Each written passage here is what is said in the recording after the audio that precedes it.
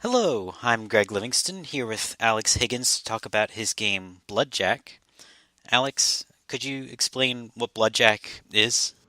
So Bloodjak is basically an arcade-style shoot 'em up, side scroller where you're a little spaceship and you're shooting other spaceships. The main gimmick of the game is the scoring system, where in order to submit your score, you have to begin this exit sequence. You hit a button, you have to survive for 20 more seconds. If you survive, you just get to submit your score. If you die before then you lose your score. It was originally a jam game that I made a couple years back, and I've been making improvements to it, though it really hasn't changed all that much from the original version. Okay. Yeah, I saw in the README file one of the improvements was for your nephew. Mhm. Yes, that came up. Yeah, so the change you're referring to is the addition of pause support.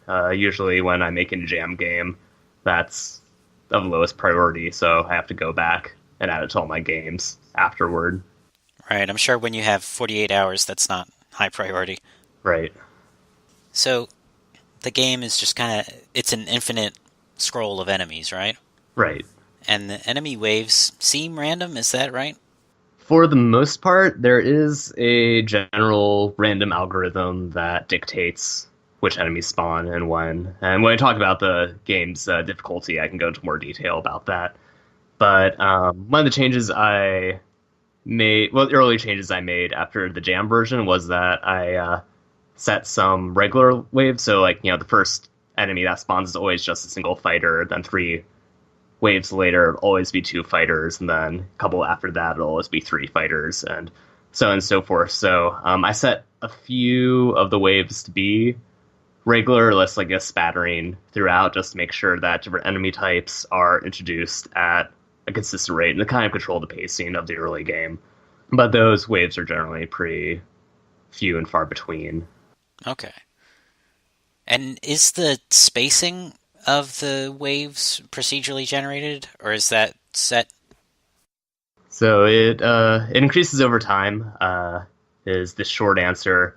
So basically, how it works is that enemies will only spawn if there are less than six on the screen at the moment. And every time an enemy of type spawns, the timer, the cooldown for them to spawn again, will permanently decrease a certain amount. And if there are no enemies on the screen, then the speed of the timer will also increase, just to move things along. Okay. So that gives the player some time to breathe, but not to fall asleep. Right. Okay. How did you determine the variety of enemies? So it's basically just started. I started with the basic fighter type. A little fast thing, dies in one hit. Very simple attack. It shoots a volley of bullets directly in front of it. And then I just kind of built each new enemy type up from there. Where so there are four enemy types. There's I'm just going to refer to them as small, medium, big, and motherships. And basically, if you all arrange them in order according to size. Basically, as you ships increase in size, health increases, speed decreases, the hitbox increases. Well, obviously, with size. The number of shots they fire in a volley decreases, and the difficulty to avoid, or necessity rather, to avoid their attacks increases for the most part. I think I've noticed that even the small beginning ships come in different types. It seems like after the first mothership, there are some smaller ones that come in and have like a wider vertical smattering of shots. Is that right? Yes. So like the three of the ships all have basically a glowy variant that is a bit rarer.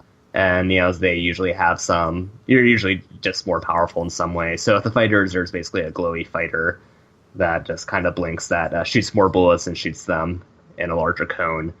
That exists for all of the three basic enemy types. Yeah, and that's just because I was making a jam game and I wanted more enemy variety, but didn't have much time. So Get more mileage out of what you had. right, yeah. Okay. Does that vary the score? Because I think I noticed that and didn't know what was going on. They do. So, yeah. So, the glowy enemies do give you more points when you blow them down. Okay. I also noticed reading the README file that in the initial version of the game, enemies didn't give a visual cue, Right. and I didn't even realize at first, but if you look, the ships have like a little glow on their muzzle Mhm. before a shot goes out. And I wanted to ask what the difference was between the version without visual cues and the version with visual cues. So I think the difference has been fairly subtle whenever I had people play the original version. I think people got a bit more frustrated. They feel, one of the basic things you need to figure out in order to succeed at the game is the timing of enemy attacks. And yeah, and while I think the most advanced players are a bit more preemptive with their attacking, just like run up to ships and blow them up, before they can even get a hit in. More, intermediate players generally are able, they just wait for the ship to attack and then go in for the kill, and then, sort of rinse and repeat that way.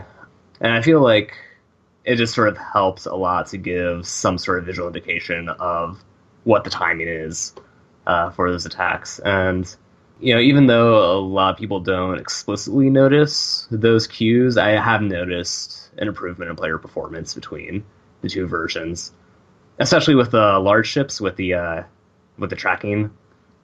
What In addition to the the sort of the muzzle cue, there's also a I also added a laser sight that indicates to player that, by the way, this one can track you.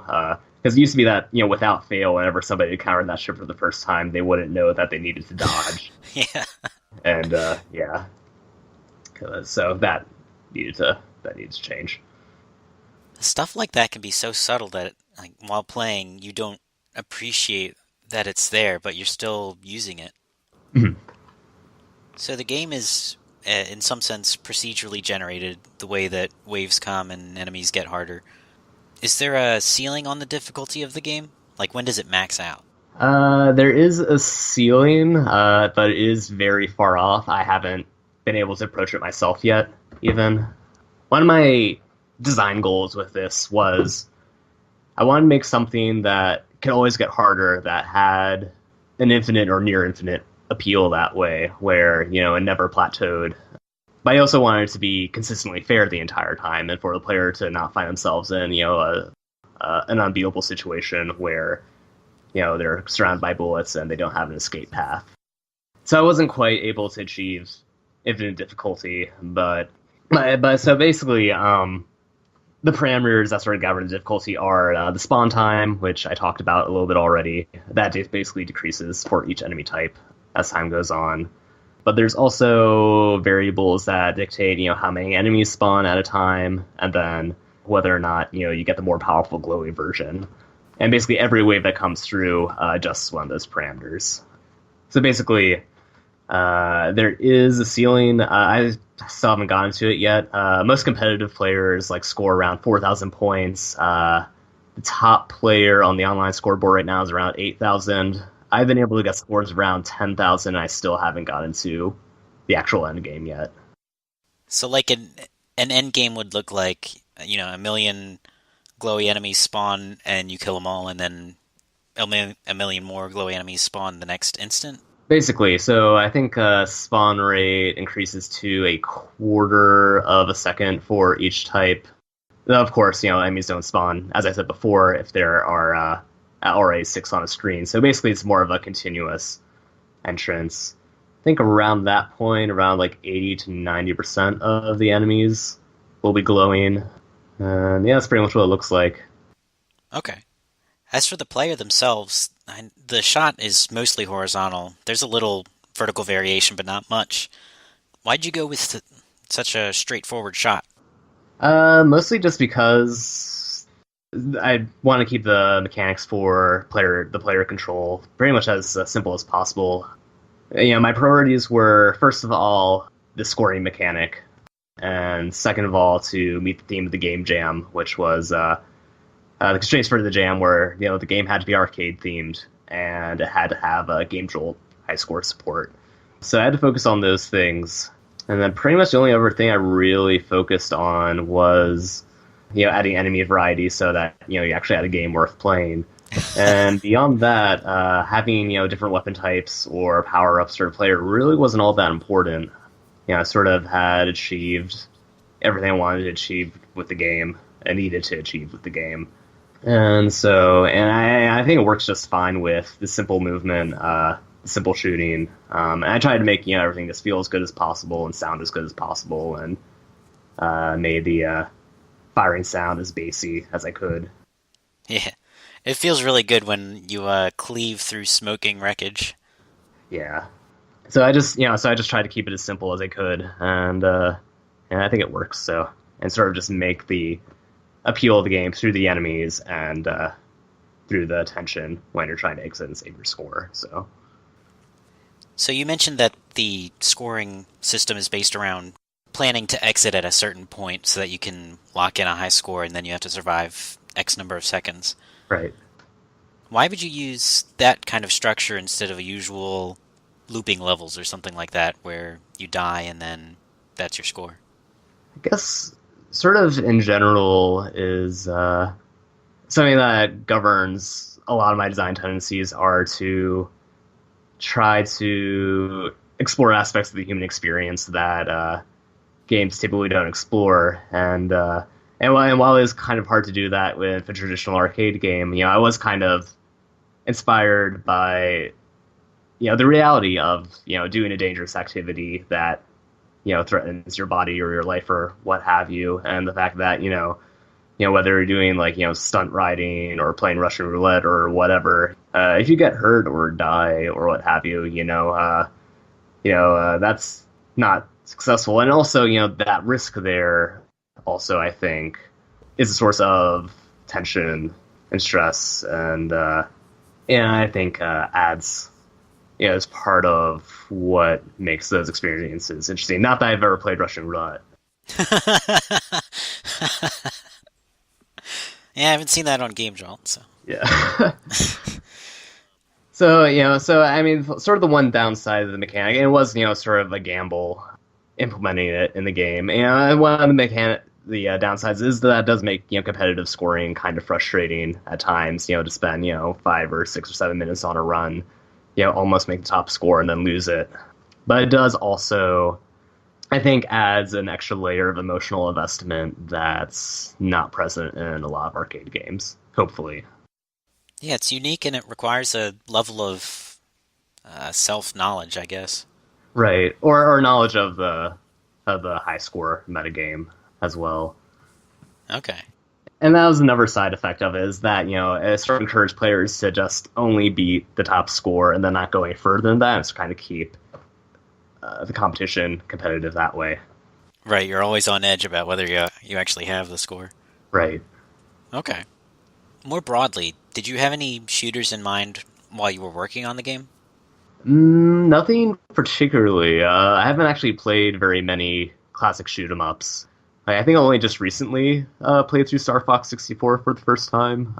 And when I was a kid, I would play a lot of hobbyist flash games of the genre that are floating around online. And it's a pervasive enough genre that I think anybody who's into action games is kind of familiar with the basics of it. But I don't know if I've even played Galaga. It's very much a shmup made by somebody who isn't necessarily an expert of the genre, honestly.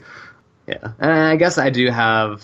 I mean, I have played a lot of first-person shooters, especially as a kid growing up, and action games in general. And I try to apply as much of my knowledge from those games and making those sort of games to this one. Okay. And lastly, when it comes to the theory of video games, which would you say is the most important? The game itself, the developer, or the player? Yeah, that is always a tricky question, and obviously all of them are important. At the end of the day, a game only exists in the mind of the players.